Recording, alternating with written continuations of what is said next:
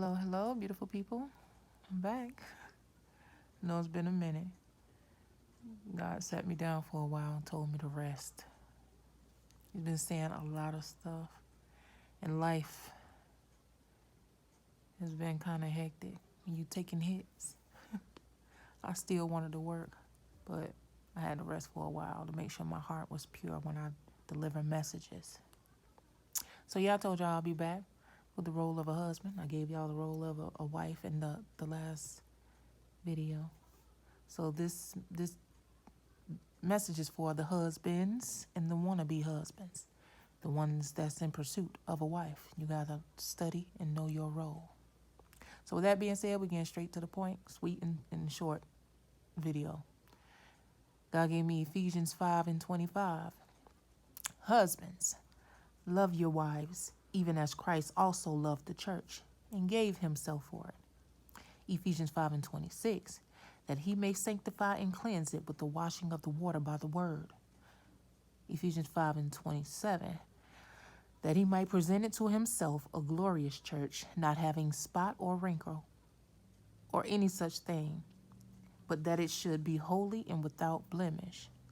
Ephesians 5:28. So ought men to love their wives as their own bodies. He that loveth his wife loveth himself.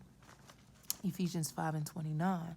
For no man ever yet hated his own flesh, but nourished and cherished it, even as the Lord the church.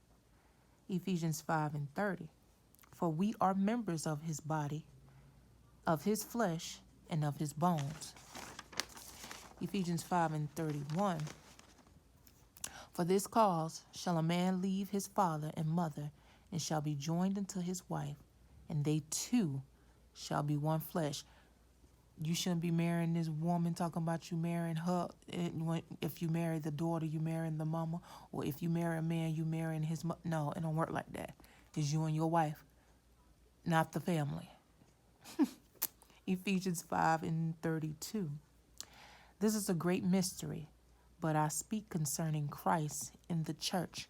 I know some misconception going around about this. And see, he told you he wasn't even talking about marriage between a man and a woman.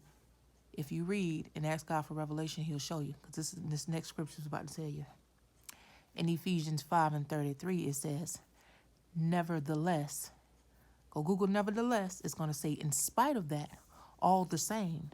Meaning, let every one of you in particular, which made it personal, so love his wife even as himself. And the wife see that she reverence her husband. Colossians 3:19. Husbands, love your wives and be not bitter against them. 1 Peter 3:7. Likewise, ye husbands, dwell with them according to knowledge, giving honor unto the wife as unto the weaker vessel, and as being heirs together of the grace of life, that your prayers be not hindered. This is why you can, cross up stuff for you when you're being disgusting to your wives out here. God won't answer your prayers. So get yourself together, husbands and wannabe husbands. You have to take notes and study your role. Where am I? 1 Corinthians 11:3. But I would have you know that the head of every man, this is how I messed up the first time around, but if God ain't the head of that man, don't you say I do. Back to it. But I would have you know that that the head of every man, is Christ, and the head of the woman is the man, and the head of Christ is God. So it has to be God, Jesus, the man, you, woman.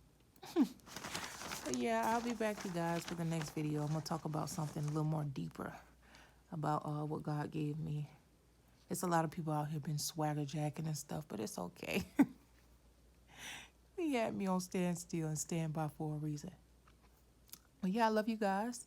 I'll be back with another video. Peace. I'm out.